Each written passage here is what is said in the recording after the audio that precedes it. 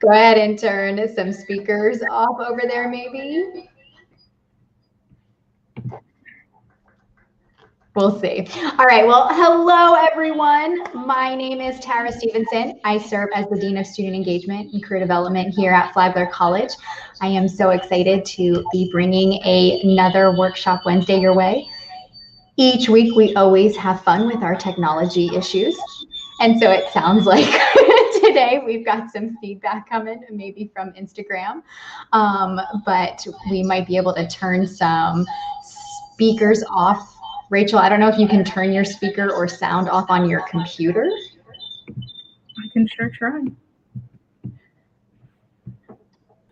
But today we are going to be talking about graduate school and applying to graduate school and what that looks like and the search and everything like that.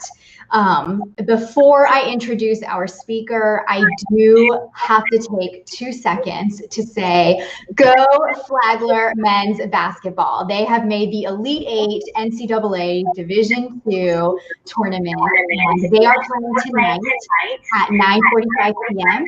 So we'll be able to do this workshop, maybe take a little nap, and then be ready to go tonight to watch it. But check out the website for athletics. They've got the link where you can stream it. If you are a current student and want to join us down at the Commons, we're going to have a whole big watch party out there.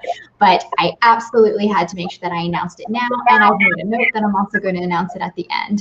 But I am very excited to have Rachael Clark joining us for this workshop today. Rachel, why don't you take a minute to introduce yourself and tell us about you? Sure. Well, first I want to say thanks for having me. Thanks for bringing me back to chat today. I really appreciate it. But as mentioned, I am Rachael Clark, and I graduated in 2014 after studying psychology, minoring in sociology. I am currently based in Atlanta, and I moved here recently after spending 4 years in Virginia. I work at a small private university in student rights and responsibilities, essentially student conduct and Title IX as well. But I always credit my love for small private institutions and liberal arts experience through Flagler and having me back. Yeah, absolutely. Thank you for joining us. When thinking about who to have join for today's workshop, I was so excited to reach out to Rachel as Bill and I worked a lot together on what graduate school was going to look like for her and how it was a part of her step. And she ended up taking our graduate school prep class that we had. And so even though she does work in higher ed, she does work within student affairs, like her journey is still very, it's good to dive into because you went through the whole application process. Of course. So one thing I'd love to first dive into is, I think a big question that we like to work with our students or recent alumni on is, you know, how do you know if graduate school is right for you? And so obviously there are different things to consider, but how do you know that graduate school was your next step? Sure. So the first thing I had to do is ask myself my why, figure out why I wanted to pursue that, and sit down and figure out my goals, my long-term career goals, what I wanted out of my future, and then figure out my short-term goals too, whether or not graduate school was the next step for me, or whether or not I wanted to take a gap year in between graduate school. And so once I figured out my goals and my my career path and what I wanted to see out of my future 10, 15, 20 years down the road, graduate school made sense, and it made sense for me to go right after Flagler. And so it really was just that sitting down and figuring out my goals and deciding what I wanted out of life and out of my experiences that made it seem like the next logical step for me. Yeah, I know a lot of times the different discussions we'll have with students from the start is, do those goals require an advanced degree? Does it require it right now? Would experience be best for you and then going to graduate school? I like to have the conversations like, what sort of compensation opportunities might there be if you're working someplace and going to graduate school? And does that fit a bit more into whether it's just right or wrong for you. Are you passionate enough about that? That's a question I had with a student recently on, is this a passion that we want to make into a career? Is it pigeonholing us too much? Is it offering us an opportunity to really become specialized in something? Because you're investing a lot of time and money. Definitely. Yeah. And so kind of thinking about that. Do you know what you want to do after graduate school? A discussion point I have is like, do you feel like you just have to go? And if you feel like you just have to go or there's no other option, is that the best option?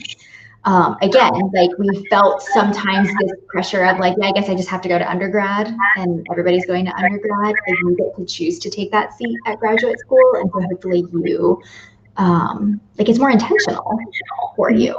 And then the timing, absolutely. One thing I was remiss in mentioning earlier is that if anybody does have a question, please feel free to type it on out for us.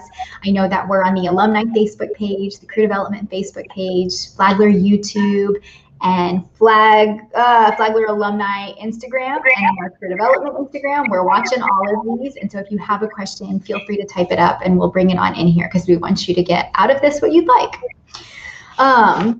So what kind of graduate degree did you end up getting?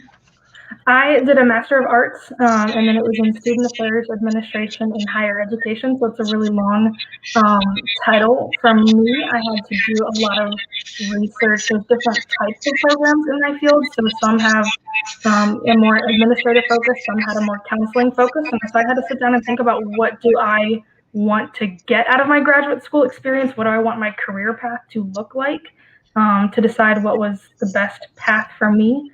And then for me, it was the Master of Arts. And were you considering, we hear about Master of Science or PhD or even like an EDD, were you looking at any of those? I did. I definitely looked at the Masters of Science first. The EDD or the PhD, I looked at it a little bit, but I figured I should get the Master's first and then focus on the doctorate after that. So, but I did balance and try to decide between the MS and the MA.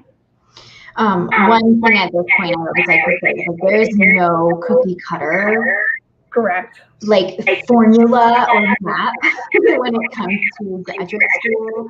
It's such a personalized journey for you, but it's also like each school operates completely differently. And so when we're talking about the application or what makes up a program or why one is called a Master of Arts and one is called a Master of Science, to each their own.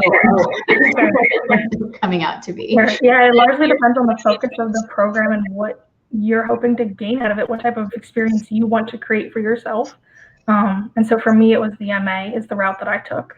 And that's, I'm so glad you said that. That's what's so important. There are a lot of students that are like, well, I want to go into counseling, but this program is offering this, and this program is offering this. Like, which one is better? And a lot of times we just have to say, like, what do you want out of it? Do you want 1,000 practicum hours, or do you only want 300? Like, is there a benefit to having 1,000 versus 300? Absolutely. Yeah, it's a personal journey, for sure. Yeah. Now, I know a lot of students will consider a graduate certificate, or sometimes schools will offer certificate programs alongside their master's. Did you consider that, or did your school offer that? My school did not offer it, so it wasn't something that I had considered right away. I will say that they did have a lot of professional development opportunities within my program that I took advantage of, but they didn't have certificates. So I would say if that's something that somebody is interested in, if that's something a student is interested in, go for it. It wasn't something that fit my journey, but if that doesn't necessarily mean it's not the best fit for somebody else. So if that's an option and it's something up your alley that you're passionate about, I would say go for it. Go for an experience and you get the opportunity to customize a little bit more in your grad program and make it what you want it to be. So I would say if that's something that you're interested in, right on. I mean, it's kind of like a minor, I guess. Like some don't want to fully commit to a full master's program, so they'll go for that certificate first. Others are like, well, let me do a certificate alongside. I remember in my own grad program, they offered a graduate certificate that I could have potentially done alongside of things if I wanted to. Or it's maybe something that you can add on a little bit. Absolutely. Other types of degrees that we haven't touched on is your doctorate, law degree, medical doctor, MD, doctor of dental surgery, DDS, doctor of pharmacy, PharmD. We also have the doctorate, the PhD that you'll hear a lot about, EDD, and education, doctorate of education. A lot of our students do ask sometimes about whether to go into a PhD program right away, especially if they're in some of our liberal arts, like psychology, we see that, or whether they want to consider a PsyD program. We have had Flagler students that go straight into a PhD program after graduation. It's just, again, like whatever you want your journey to be, and it may be that going through a master's program, like we mentioned first. Like for you, that was the best step versus jumping for the PhD. Absolutely. So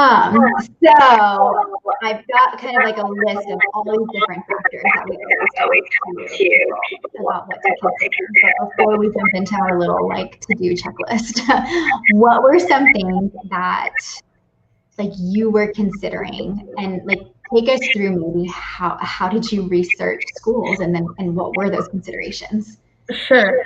So actually my first step was joining a couple of Facebook groups for new grads going into my field. And so I've researched a couple. There's several out there, but I looked at ones that were specifically in student affairs, and I became a member of those groups, and I got to see what questions people were asking, what interview experiences people were having, what research they were gathering about schools, and that was really helpful for me and really gave me a lot of things to consider in my own grad school search. So that was the first thing I did, was just get connected with others who are going through a similar experience. Other things I looked at was assistantships and whether or not they were offered in the program or whether or not there was the opportunity to take advantage of those. I looked at the course offerings, and I looked at the research that some of the faculty members in each program had done to see if anything was of interest to me and something that I was passionate about. Because if I was passionate about that, I knew that they would be a great mentor for me. So those were kind of the three big things. Got involved in a Facebook group, and then assistantships and research opportunities. Well, and connecting with people that are going through the program or that have gone through the program is what really is to see what it was like. Absolutely. So yeah, I joined like a new student affairs grad program or a new student affairs grad group, but I think that there's like new psychology grad ones and new business grad student pages. So go find the one that fits you and join them. It was super helpful for me. Yeah. So let's go through different pieces to consider, and then some of the recommendations that we have for building your different, I mean, I call them like application packets on how you organize yourself. We all know that everybody organizes differently, and how these considerations play into that. You know, whether you're like a good spreadsheet. I'm a really tactile person, so I like to print out things and then write on it and highlight it and stuff like that, and maybe add a binder with some dividers. I don't know.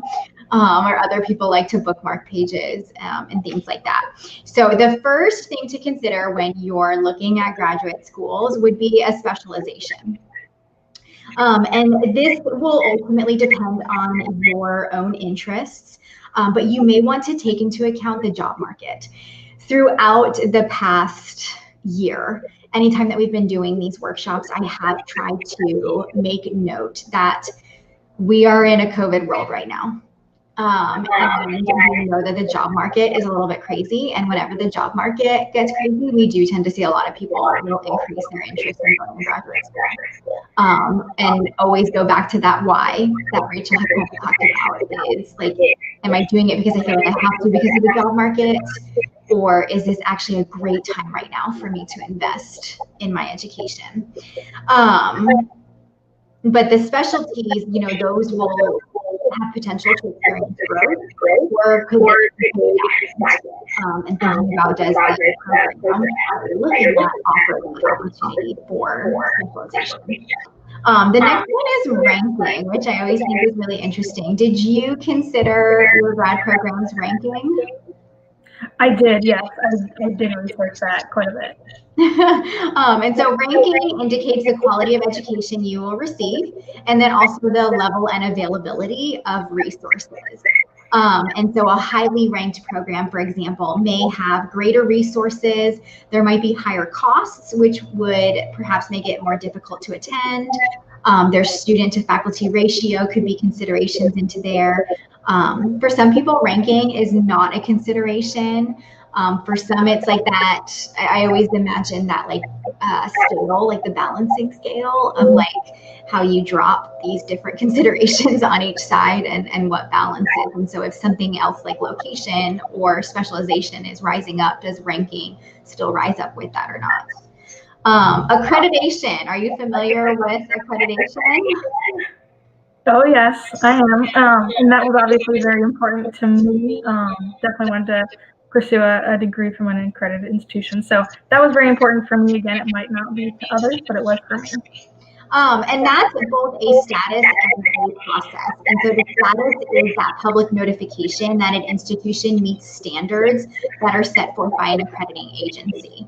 Whereas the process is the self-study that the institution went through to showcase that commitment to that accrediting agency working to enhance their education.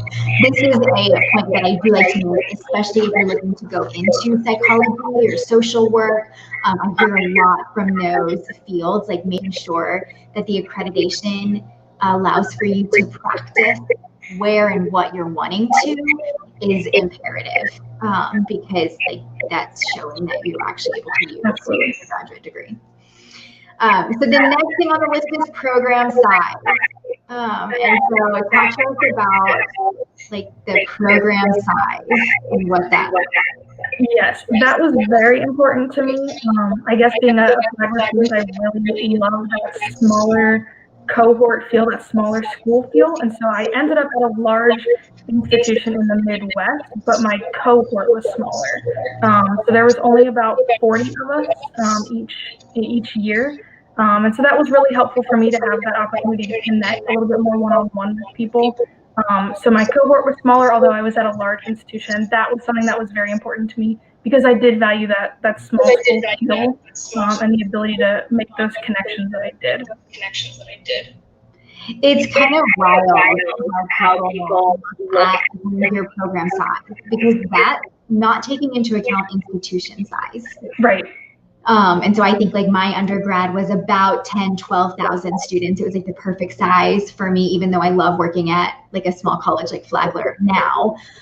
My cohort was, I think it was like 25 students that came into my graduate program. That was a massive commuter school down in Miami. I went to FIU, that was about 45 to 50,000 students. I don't have memories of feeling lost in such a massive school like that, because you get to know your program size a little bit more. Absolutely. Large graduate programs come with a well-known school name. There may be the opportunity for numerous faculty members. There might be a variety of course offerings, and then sometimes the best research resources. Sometimes the ability to research within a graduate program is very important for the applicant, and so seeing what your opportunities are for that. You know, Rachel mentioned earlier that she checked out faculty, and so our faculty doing research in the program that you're looking at as well. Small graduate programs may have more opportunities for graduate students where you get to kind of practice what you're learning. That's not to say that large programs or large institutions won't have that, but it's all, you know, they all offer different things. But you may also, with a smaller program, have the opportunity for individual attention and mentoring. You may be able to connect with the second year students if you're a first year student, because it is creating this family of a program. Next location. So talk about what you thought about location when it came to graduate school. Location was not high on my priorities. I grew up in Florida and then, of course, went to Flagler. And so Florida, and really St. James County is home to me. But again, I went to a school in the Midwest, which was not at all home to me. So location was not something that I took into consideration. I knew that I was just going to be there a short time, and that was okay with me. So it wasn't something I considered, but for other people that might be extremely important. And that might be their number one reason for selecting a school or applying to a school. For me, though, it wasn't part of my journey. It wasn't part of my consideration. It's always so fascinating to hear like how people take these like cubes of considerations and where they balance or rank them for each one. I know when I was looking at like my next steps, I chose to interview for both graduate programs and full-time positions. Because for me, it was, I was trying organically to figure out what would be best for me. And I didn't limit myself location-wise either, because I grew up moving around. And so it was like, all right, where's the next potential adventure? But I also looked at it as practice. Like, let's apply to these different places. But I remember interviewing at different states, and then it worked out that the program, the graduate assistantship, was in the same state that my family had recently moved to.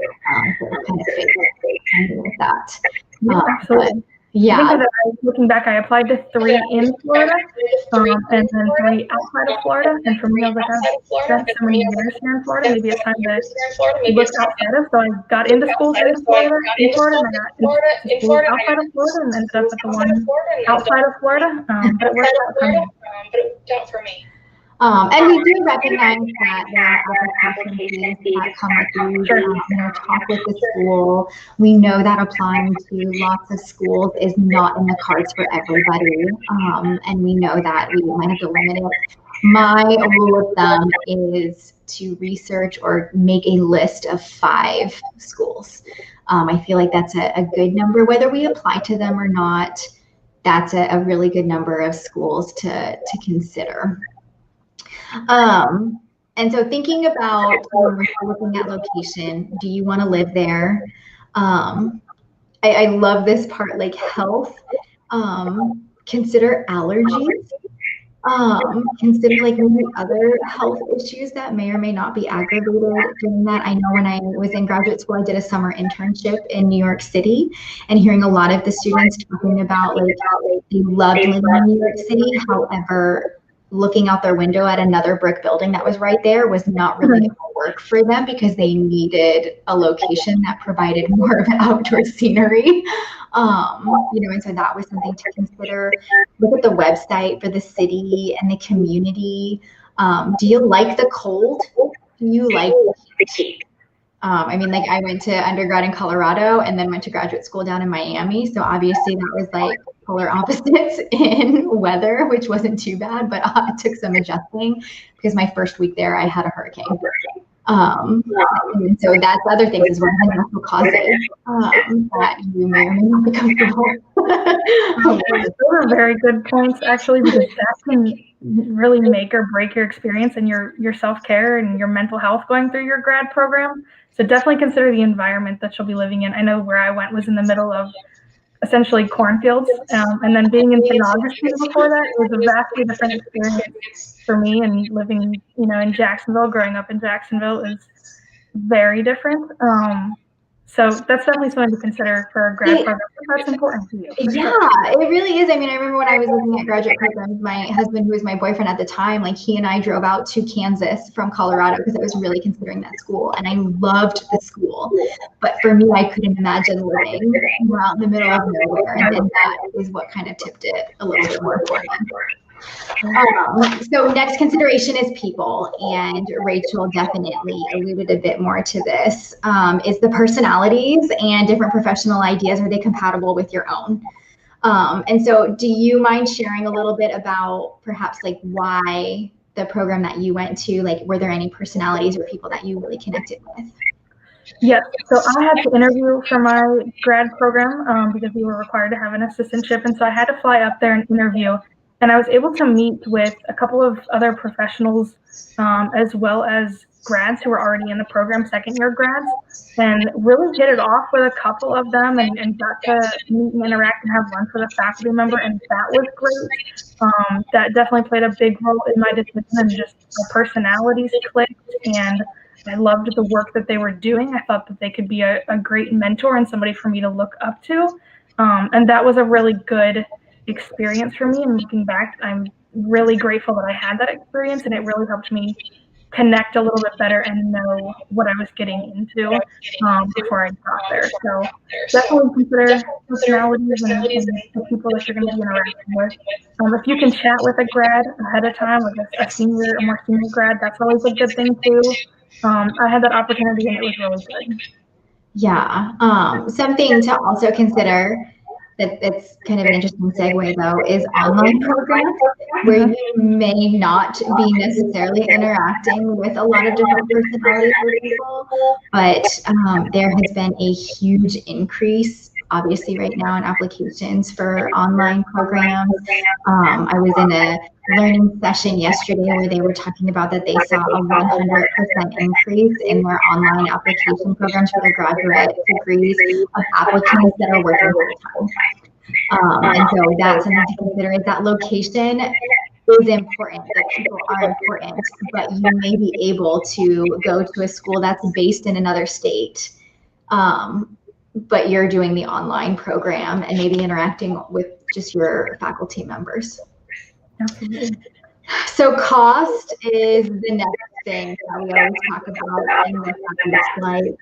And so I'm not going to ask you about the cost, but this is where I do like to emphasize the assistantships. And so could you explain to us what is an assistantship? We hear it all the time. We might hear people say like a TA or a GA or something like that. Sure. So mine was a GA-ship, a grad assistantship, and that gave me the opportunity to work on campus. I suppose you can consider it work study in a way, but for me it was the ability to apply what I was learning in the classroom outside of the classroom. So mine was in student activities, but there was some that were in the registrar's office or just different areas around campus, and it gave you the opportunity to for me, they paid part of my tuition, and then they also gave me a stipend, which was really helpful each month. But they are, I guess, you have teaching assistants, TAs, and they might be in the classroom with you and helping proctor exams. There's research assistants. So plenty of different opportunities to get some type of assistantship, and the experiences are pretty wide and varied. And again, they give you the opportunity to help pay for school, but then also apply some of what you're learning outside the classroom as well. Yeah, and we know that that's not something that will be of interest to everybody, but it is. You'll see with different programs that the application for assistantships is either done through the program, through financial aid, through their graduate school application. Again, like we wish that there was this nice little same process for every single school, but the graduate assistantship is a wonderful way to offset the cost for graduate school. And of course, like they might offer a stipend, they might offer tuition assistance, they might offer a discount on tuition if you have to use in-state tuition, even if you're an out-of-state student. I always called it like the Mecca was a combination of some of those. And there typically is a separate application, potentially interview process for that. And really look at all those opportunities. Like, yes, there's a wonderful chance that it could help to offset costs, but if that comes where you have to serve as a teaching assistant and you know that you're not, like your strengths are not within teaching, are you going to resent that, and is it just not going to be as helpful as you'd like? Other is the quality of life, and so this could include if you have a significant other or a spouse, the availability of childcare if you are looking to bring a family with you. What are the employment opportunities either during the program or after the program? So obviously when you were thinking about Flagler, you wanted to know, will I get something from my degree, and you should be considering that with the graduate program as well. Health insurance, the local cost of living. Will you be living on campus or will you be living off campus? You know, I know for me, going down to Miami, like I lived on campus, but in a little studio apartment with a graduate student, and it worked perfectly for me because I, at the time, would not have been able to live in the city of Miami on my own. You know, whether we talked about culture, are there forms of recreation or ways to be involved in the community, and is that important to you to be a part of that community? And then the other big thing that we like to talk about that unfortunately can always make or break consideration when it comes to graduate school is the application process. And so could you maybe talk to us about some of the different application processes that you went through? Yes. Some of my institutions required the GRE, did not, but I did go ahead and take that in my senior year. Actually, I took it during the grad school prep class. We chatted quite a bit about it and decided it was fun to do that as nervous as I was. But I did study and prepare for it and took the GRE before applying, and I had to get letters of recommendation from faculty members, so I did all of that there on campus with faculty members in psychology and sociology. And then I think I also got some from staff members as well, because I was able to build some really great relationships with them. And then, of course, the application fee and transcripts. I had to get a couple of transcripts. I had done some dual enrollments prior to Flagler, so I had to go back and gather transcripts from a previous school as well. So I had to include transcripts and my GRE scores, letters of recommendation, and I had several piles going in my room of my application packets, ready to go and ready to be mailed out when it was time. It's a little bit different now. I'm sure you can probably do it online, but back then it was actually mailing the stuff in. But that was a little bit about my process. The GRE was the biggest component of that, I think, and just the preparation and the work that had to go into getting ready for the GRE. I know we get asked this, and I'll dive into a little bit more about all those application pieces that go in with that. But we do get asked, you know, well, if I don't do well on the GRE, that is a part of my application. Like, what does that happen? And it constantly goes back to there's no cookie cutter answer, because the admissions evaluation for applicants is so different at each school. You know, I am not a very good standardized test taker myself.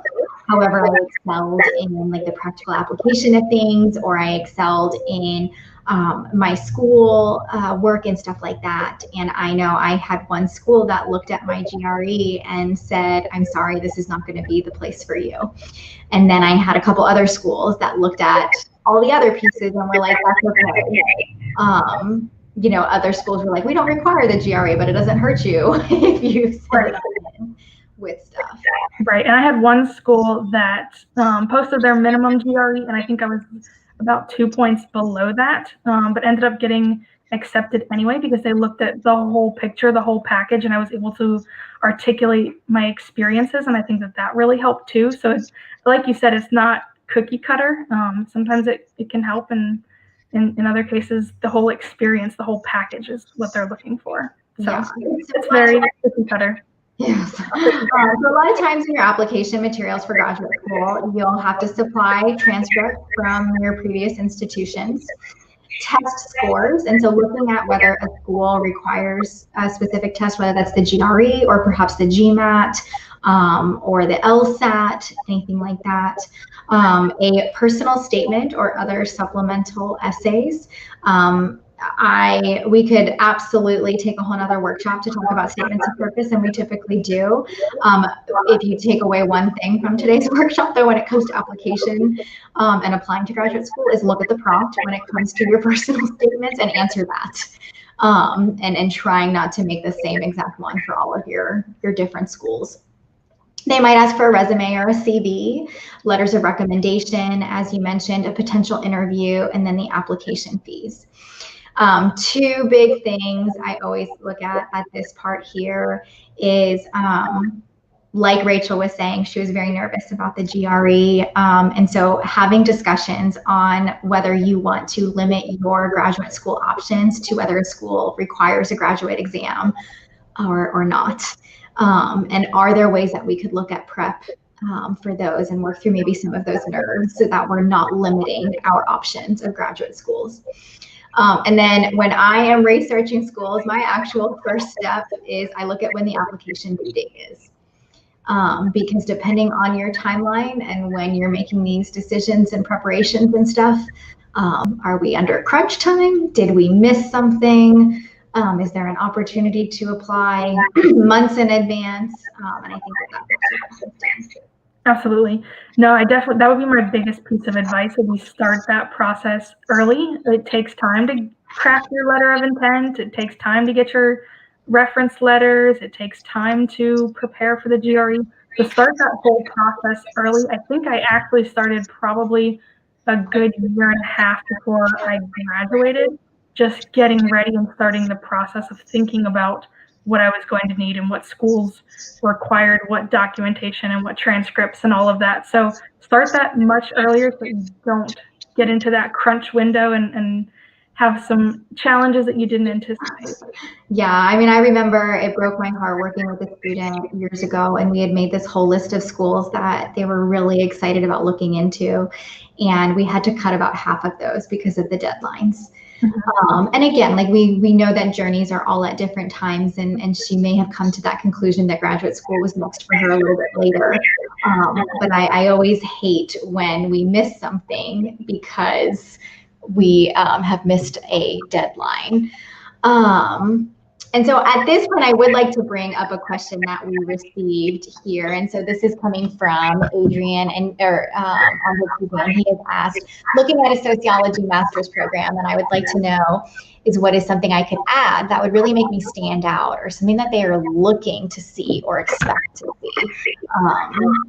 What do you think for that? I feel like we could take even away like the sociology master's program. So like, what is something that any graduate school applicant could do to stand out? I would say if you have the opportunity to do an independent study there, that might be really helpful for you to enroll in one of those and be able to craft your own experience and conduct your own research and look at different data points. That was something that I think really set me apart from other people.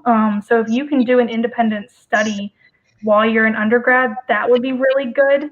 And then maybe talk to faculty members there and see if they have any projects that they're working on the side. I know some are also publishing books and things like that. See if you can get involved in any way and help them. But really that independent study would be a good experience. And then internships, if you can, work with career development, find an internship, find an opportunity in the community to get connected in an area that you're interested in and might be interested in pursuing after school. And get your internships, and those two things I think would be really helpful and set you apart. I'm so glad that you asked this question. Thank you, and Rachel, thank you for answering it, because I think obviously some schools will get so many applicants, and so they are looking at like, how can we cut this down? How can we really evaluate these candidates? And the applicants are thinking like, how do I stand out? And so what are the different markers of evaluating on? And thinking about like, did you do something with your time while you were in undergrad? You know, did you have to work full time while you were going to school? And so how do we explain that in your statement of purpose when somebody else may have had an opportunity to do an independent study because they weren't working? Or if you can do some sort of independent study or a summer internship that is preparing you for the field. You know, anything that kind of like knocked you a step up. Another thing that I might recommend also is check out can you connect with any of the current students or graduates from that graduate program, and what did they do? And so like, yeah, like they got into the program for a reason. Why did they get into that program? So thank you for asking that. I'm glad that we looked at that. Let's go over really quickly some timelines for applications. I always like to say the earlier the better, of course, but we know that that's not always going to happen. But taking the time maybe over the summer before your senior year to take the GRE or any other graduate exam, because that gives you some time to study when you're not in classes, unless you're in summer session, but also gives you a chance to retake it if you didn't get the scores that you were hoping for. But taking that as early as possible so that you can retake it, or you are working within those application timelines. But taking maybe the summer to research.